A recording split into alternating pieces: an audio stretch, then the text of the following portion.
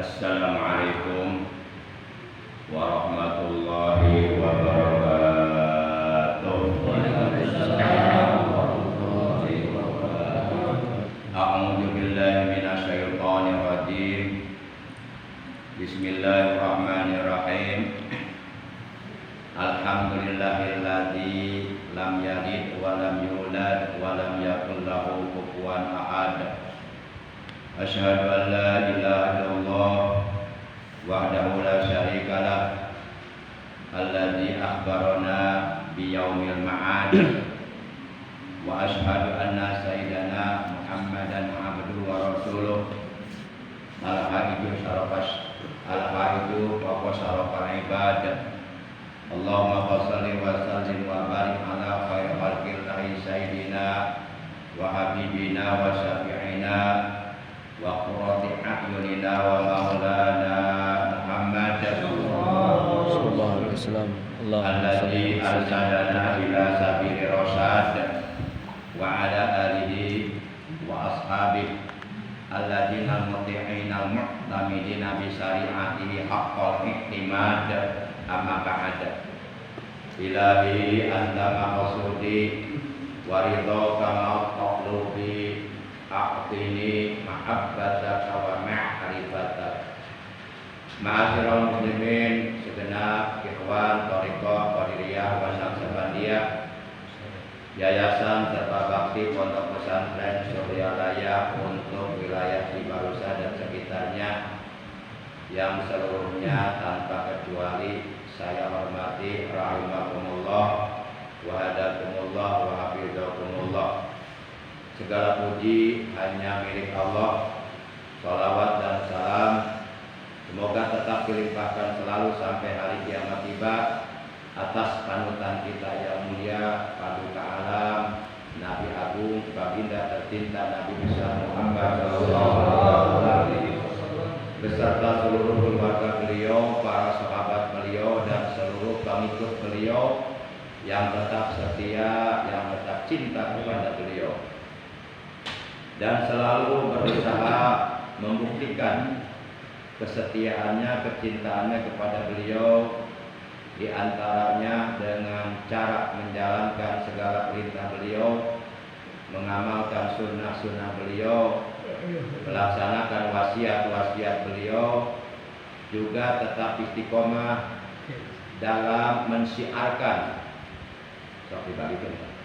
mengagungkan, mempertahankan ajaran Islam yang telah diajarkan oleh beliau.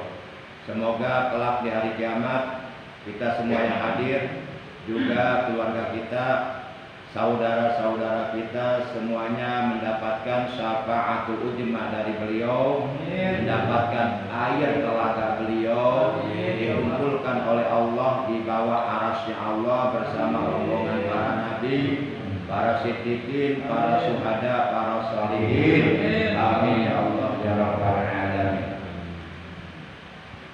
Ma'asyiral muslimin, saudaraku segenap ikhwan Thariqah Qadiriyah wa Naqsabandiyah yang dimuliakan oleh Allah, rahimakumullah wa hadakumullah. Bersyukur kita kepada Allah bahwa kita oleh Allah masih diberi kesempatan hidup di alam dunia untuk beribadah kepada Allah buat bekal nanti di alam akhirat. Masih diberi nikmat umur, juga nikmat sehat dan nikmat-nikmat yang lainnya yang tiada terhingga. Terutama nikmat yang sangat amat berharga, yaitu nikmat iman, nikmat Islam, juga nikmat ihsan serta nikmat ilmu yang bermanfaat. Sehingga alhamdulillah pada malam ini, malam Rabu, memasuki malam tanggal 27 di bulan Dzulqa'dah 1445 Hijriah, kita dapat kembali bersilaturahim, bermuajahah, duduk berkumpul bersama-sama di Majlis Dzikir Khotaman TKN wilayah Cibarusah yang mulia ini, yang pada malam ini kita bertempat di Mushola At-Taqwa Komplek TNI AD Rindam Jaya Sukamana Jonggol Bogor. Mudah-mudahan kita semua yang hadir, juga keluarga kita, anak cucu kita, keturunan kita, sepeninggal kita, semuanya oleh Allah dijadikan orang-orang yang istiqomah dalam beribadah kepada Allah sampai hari raya dan meninggal dunia nanti manakala ajal datang dalam keadaan husnul khotimah. Amin ya Allah ya rabbal alamin. Ma'asyiral muslimin rahimakumullah wa hadakumullah wa hafizakumullah. Selanjutnya salawat beriring salam. Udah ya? Belum. Kadang-kadang lupa. Kalau apa ya? Udah ada apa? Aci. Belum ya, benar? Belum. Salat belum ya? Belum. Salawat beriring salam. Semoga tetap dilimpah. Belum 2 kali. Tadi mendapatkan sapaan. Belum 2 kali. Berarti 2 kali. Iya, terus enggak kuamat loh.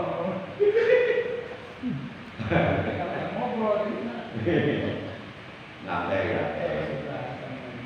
Doanya salawat dan salam to our prophet Sayyidina Muhammad sallallahu alaihi wasallam, who was brought us from the darkness to the righteousness.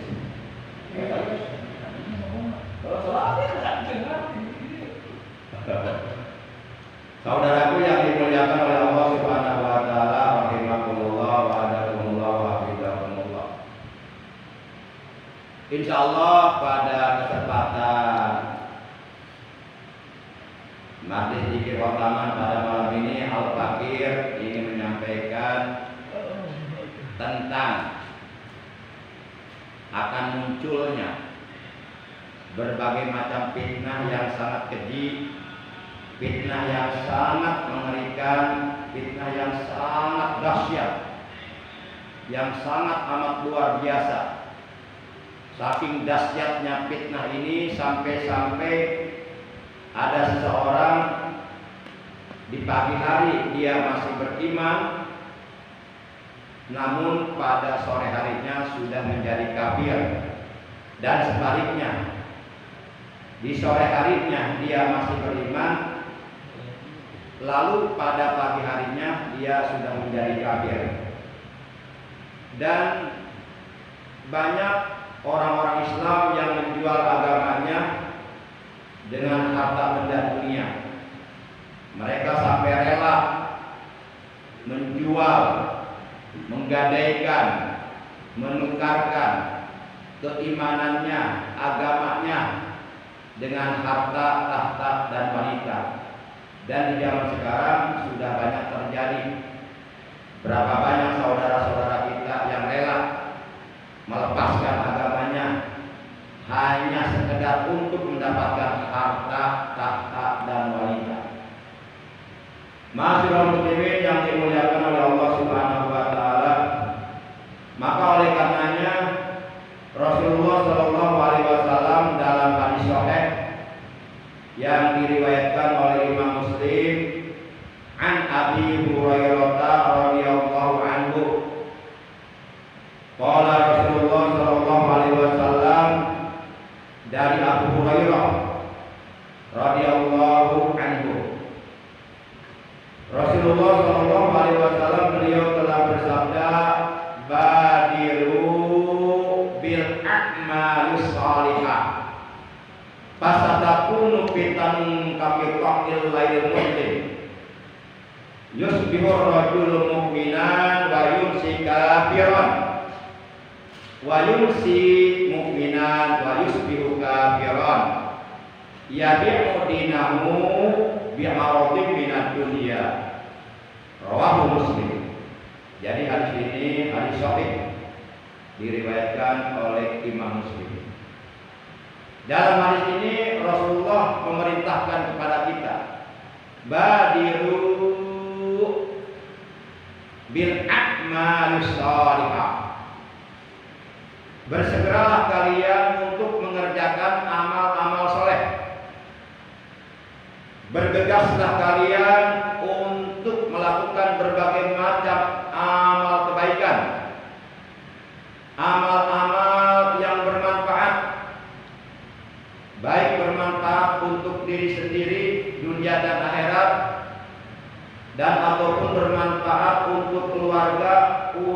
orang lain, untuk umat Islam pada umumnya. Badiru bil a'malis shalihah, kata Rasulullah. Bersegeralah kalian, bergegaslah kalian, cepat-cepatlah kalian mengerjakan berbagai macam amal soleh, berbagai macam amal kebaikan, berbagai macam amal ibadah yang diperintahkan oleh Allah dan Rasulnya. Kenapa? Karena kata beliau, fasatakunu fitnah. Karena kelak akan muncul berbagai macam fitnah. Nanti yang benar disalahkan, yang salah dibilang benar, yang baik dijauhi, yang buruk didekati. Orang-orang mukmin yang mukhlis dibenci, tapi orang-orang munafik didekati. Ulama yang seharusnya dicintai tapi malah dibenci, dicaci maki. Ini akan terjadi fitnah-fitnah di akhir zaman seperti ini. Maka oleh karenanya beliau memerintahkan kepada seluruh umatnya, badiru bil a'malis shalihah. Bersegera kalian untuk mengerjakan amal-amal soleh. Karena amal-amal soleh yang kalian kerjakan itu sebenarnya untuk kalian sendiri, untuk kepentingan kalian sendiri nanti di akhirat. Fasatakunu fitanun bagi qail lain muslim. Karena akan muncul berbagai macam fitnah yang keji, fitnah yang dahsyat, fitnah yang menakutkan. Saking dahsyatnya fitnah ini, fitnah yang akan terjadi di akhir zaman, diibaratkan seperti malam yang pekat gelap gulita. Saking dahsyatnya fitnah yang akan muncul di akhir zaman, sampai-sampai kata Nabi, yusbihur rajulul mu'minan, ada orang di pagi harinya masih beriman kepada Allah, wa yumsi kafiron, lalu pada sore harinya sudah menjadi kafir. Dan fitnah ini sudah banyak terjadi. Kalau kita mau lihat di Cianjur ada sebuah tempat yang namanya Lembah Karmel. Itu dulunya orang-orang Islam di situ, sekarang sudah jadi orang Kristen semua. Sampai petani-petaninya. Di Garut, kampung apa tuh namanya, Lengkong apa ya? Satu desa masuk Kristen semua. Luar biasa fitnah. Para jamaah yang dimuliakan oleh Allah Subhanahu wa taala. Dan sebaliknya, wa yumsi mukminan, ada orang di sore harinya masih beriman, wa yusbihu kafiron, lalu pada pagi harinya sudah menjadi kafir. Ini menunjukkan betapa alangkah luar biasanya, betapa alangkah dahsyatnya fitnah yang terjadi di akhir zaman ini. Sampai-sampai segitunya, pagi masih beriman, sore sudah kafir. Sore masih beriman, pagi sudah kafir. Ini kan menunjukkan betapa alangkah luar biasanya fitnah. Apalagi nanti kalau Dajjal yang asli sudah turun.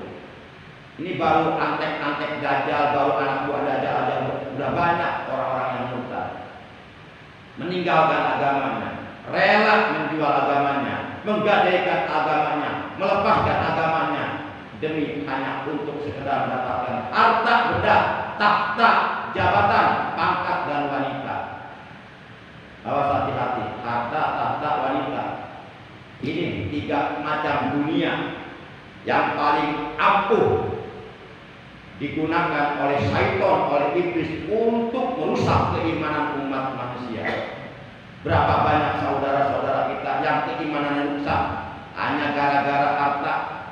Berapa banyak saudara-saudara kita yang keimanannya lepas hanya gara-gara jabatan. Berapa banyak saudara-saudara kita yang rela pindah agama hanya karena cinta untuk mendapatkan seorang wanita. Masya Allah. Ini fitnah besar sampai rela melepas agama. Padahal kata Nabi, al-iman khairu minad dunya wa ma fiha. Iman yang ada di dalam hati kita itu nilainya jauh lebih berharga minad dunya, daripada dunia. wa ma fiha, dan apa-apa yang ada di alam dunia. Para jamaah saudaraku yang dimuliakan oleh Allah, rahimakumullah wa hadakumullah. Kemudian kita melihat keterangan dalam hadis yang lainnya juga Rasulullah memerintahkan kepada kita, ya ayyuhan nasu tubu ilallahi ta'ala qabla an tamutu wa badiru bil a'mal shalihah qabla an tusgalu wasilul ladzi bainakum wa baina rabbikum bi kasrati dzikrikum lahu ta'ala wa aksirus shadaqah fi sirri wal alaniyah turjaku wa tunsoru wa tujibaru. Al-hadis. Dalam hadis ini Rasulullah memerintahkan 4 perkara kepada kita agar kita senantiasa oleh Allah diberi rezeki, tentu rezeki yang halal yang barokah untuk beribadah kepada Allah dan untuk syiar agama Allah di muka bumi, agar kita senantiasa diberikan pertolongan oleh Allah dari setiap kesulitan, kesusahan, kebingungan yang kita hadapi dalam menjalani kehidupan di alam dunia yang fana ini, agar kita diberikan kemenangan oleh Allah. Kemenangan yang hakiki bukan berarti ketika kita berkelahi kita menang, musuh kita kalah, bukan. Kemenangan yang hakiki adalah sebagaimana firman Allah dalam Al-Quran, faman zuhziha 'anil nar wa udkhilal jannah faqad faz. Maka barang siapa yang oleh Allah diselamatkan dari neraka dan ia dimasukkan ke dalam surga yang penuh kenikmatan yang sempurna, faqad faz, maka sungguh ia adalah orang yang menang. Jadi kemenangan yang sesungguhnya bagi orang mukmin adalah selamat dari neraka, masuk ke dalam surga. Itulah yang disebut fauzan azimah, kemenangan yang agung. Para jamaah yang dimuliakan oleh Allah Subhanahu wa taala. Jadi dalam hadis tersebut ada 4 perkara yang diperintahkan oleh Allah. Semoga kita semuanya selaku hamba-hamba Allah yang selalu berusaha untuk menjadi hamba Allah yang baik di hadapan Allah, oleh Allah diberikan kekuatan, diberikan kemampuan, diberikan kesanggupan, diberikan pertolongan untuk bisa merealisasikan yang 4 perkara ini. Karena ini adalah merupakan perintah Rasulullah kepada seluruh umatnya. Adapun 4 perkara tersebut yang diperintahkan oleh Rasulullah dalam hadis yang barusan saya sampaikan, yang pertama adalah ya ayyuhan nas, wahai sekalian manusia, tubu, bertaubatlah kalian, ilallahi ta'ala, kepada Allah Ta'ala, qabla an tamutu, sebelum kalian mati. Bertaubat adalah merupakan perkara yang harus disegerakan, jangan dinanti-nanti. Sebab kalau dinanti-nanti, nanti saja taubat sekarang mas saya masih muda, masih remaja, masih sehat, nanti sajalah taubat kalau saya sudah menginjak usia 70 tahun. Ya kalau sampai usianya di usia 70 tahun. Tapi kalau nggak sampai keburu mati dan belum sempat bertobat, kan celaka. Makanya bertaubat ini adalah satu hal yang harus disegerakan. Ada beberapa hal yang harus disegerakan. Kata Nabi, pertama taubat harus disegerakan. Jangan dinanti-nanti. Karena kalau dinanti-nanti takutnya belum sempat bertaubat, ada kematian keburu datang, celaka kita. Belum sempat bertaubat, ruh kita, nyawa kita sudah sampai di tenggorokan. Di saat nyawa seorang manusia sudah sampai di tenggorokan, saat itu bertaubat sudah tidak diterima oleh Allah. Sebagaimana Rasulullah mengingatkan kepada kita dalam sebuah sabdanya, innallaha yaqbalu taubatal abdi ma lam yughargir. Sesungguhnya Allah akan menerima taubat seorang hamba selagi nyawanya, selagi ruhnya belum sampai di tenggorokan. Kalau ruh, nyawa sudah sampai di kerongkongan, sedang dalam keadaan sakarat, kita dalam hati menyesal ingin taubat, terlambat, tidak diterima oleh Allah. Itu yang pertama. Perkara yang harus disegerakan adalah bertaubat. Jangan nanti-nanti. Sholat 5 waktu itu taubat.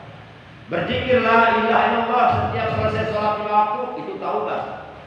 Duduk di majelis ilmu dengan niat mencari ilmu agama semata-mata menjalankan kewajiban, menjalankan perintah Allah dan Rasulnya, itu pun taubat. Berbagai macam amal kebaikan, berbagai macam amal soleh, berbagai macam amal ibadah, baik yang hukumnya wajib dan ataupun yang hukum sunnah, itu semuanya adalah untuk membersihkan dosa-dosa kita. Termasuk malam ini bapak-bapak berzikir dengan zikir khotaman yang diajarkan, yang diijazahkan oleh Pamersa Guru Mursyid Agung, yaitu Pamersa Al-Mukarram Syekh Ahmad Syaifullah Tajul Arifin. Ini pun taubat. Sekarang bapak-bapak mendengarkan Mau'izatul Hasanah, nasihat yang bersumber dari Al-Quran dan Al-Hadis, yang bersumber dari Allah dan Rasulnya, yang disampaikan oleh Al-Fakir, itu pun taubat sebenarnya. Bahkan setiap satu kalimat yang terbit, tolaat min fami, setiap satu kalimat yang terbit dari seorang alim, itu oleh Allah Subhanahu wa taala, Allah taala malakan. Allah jadikan malaikat. Kemudian malaikat ini mereka semuanya beristighfar memohonkan ampun kepada Allah untuk seluruh jamaah yang hadir mendengarkan nasihat agama. Itu setiap satu kalimat Allah jadikan malaikat. Setiap satu kalimat yang terbit, yang keluar dari mulutnya orang yang menyampaikan ajaran agama. Berapa banyak malaikat yang saat ini Allah ciptakan dan mereka memohonkan ampun kepada Allah untuk dosa-dosa kita. Itu pun taubat. Yang kedua yang harus digerakkan adalah bayar hutang. Kalau kita punya hutang kepada seseorang dan sudah ada kemampuan, sudah punya uang untuk membayarnya, jangan nanti-nanti, segerakan. Karena kalau nanti-nanti kadang-kadang pakai lagi. Kadang-kadang kita yang buru mati. Atau kadang-kadang orang tersebut yang kita punya hutang kepadanya, dia yang buru mati. Yang ketiga yang harus segerakan adalah kalau punya anak wanita sudah cukup usia untuk berkeluarga, segerakan nikahkan. Jangan nanti-nanti. Sebab kalau dinanti-nanti, zaman sekarang khawatir nanti dia kawin sendiri. Bahaya kan? Repot. Kan banyak kan anak-anak kawin sendiri. Kawin lari katanya, bisa kawin lari. Masya Allah. Kemudian apabila telah tiba panggilan Allah untuk menjalankan sholat, segerakan sebagaimana firman Allah, sebagaimana sabda Nabi dalam hadisnya, ajilu bis sholati qoblal maut wa ajilu bit taubati qoblal maut. Bersegeralah kalian untuk menunaikan kewajiban sholat sebelum waktunya habis, dan bersegeralah kalian untuk bertaubat kepada Allah sebelum kematian datang. Nah, ini yang pertama yang diperintahkan oleh Rasulullah, ya ayuhan nas tubu ilallahi ta'ala qabla an tamutu. Wahai sekalian manusia, bertaubatlah kalian kepada Allah Ta'ala sebelum kalian mati. Jangan seperti seorang supir pribadi, seorang kiai. Pada suatu hari kiai ini melakukan perjalanan bersama supir pribadinya untuk memenuhi undangan di suatu tempat dalam acara pengajian. Nah, mobilnya ini kotor lah, berdebu. Kata Pak Kiainya, supir, kita mampir dulu di depan ada setim. Supirnya menjawab, nggak usah Pak Kiai, nanti juga kotor lagi. Nggak usah, ntar sekalian kalau udah nyampe rumah, kalau udah pulang. Kalau di sekarang kan juga kotor lagi. Kata Pak Kiai, ya udah deh, nggak apa-apa kalau memang begitu. Terus meneruskan perjalanan. Pak, di depan ada warung nasi padang. Biar kita mampir dulu, kita makan dulu. Oh siap Kiai, siap. Ya, kata Pak Kiai, nggak usah, nanti aja makannya. Ntar juga lapar lagi. Kalau makan ntar sekali Pak Kiai, kalau makan nggak? Iya, makan pengen sekarang. Para jamaah yang dimuliakan oleh Allah. Yang kedua, yang diperintahkan oleh Rasulullah kepada kita adalah wabadiru bil a'mali sholihati qabla an tusghalu. Yang kedua, bersegeralah kalian untuk beramal soleh, untuk melakukan berbagai macam amal kebaikan, amal ibadah. Selagi kalian mampu, kenapa tidak? Lakukan saja. Selagi mampu, lakukan saja. Kata Allah dalam Al-Quran, "I'malu ala makanatikum." Beramalah kamu sesuai kemampuan kamu. Kamu sholat mampunya berdiri, lakukan sholat dengan berdiri. Karena sholat berdiri jauh lebih afdal daripada sholat dalam posisi duduk. Dan sholat dalam posisi duduk jauh lebih afdal daripada sholat dalam posisi berbaring ke kanan. Dan sholat dalam posisi berbaring jauh lebih afdal daripada posisi terlentang. Dan melakukan sholat dengan posisi terlentang, di bawah kepala ditaruh bantal supaya kepalanya menghadap kiblat, itu jauh lebih afdal daripada sholat dengan isyarat mengedipkan mata.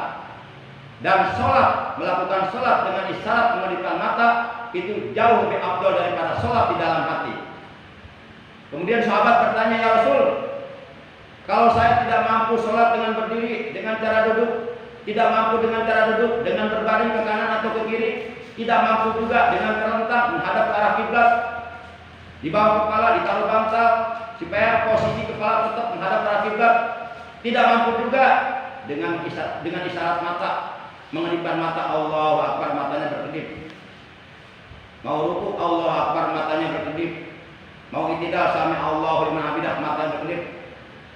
Kalau tidak mampu juga dengan isyarat mengedipkan mata, kata Rasul, kau masih wajib sholat. Kewajiban sholat belum gugur karena akalmu masih sehat. Kecuali kalau sudah hilang akal, alias sudah gila, baru tidak wajib sholat, baru gugur kewajiban sholat.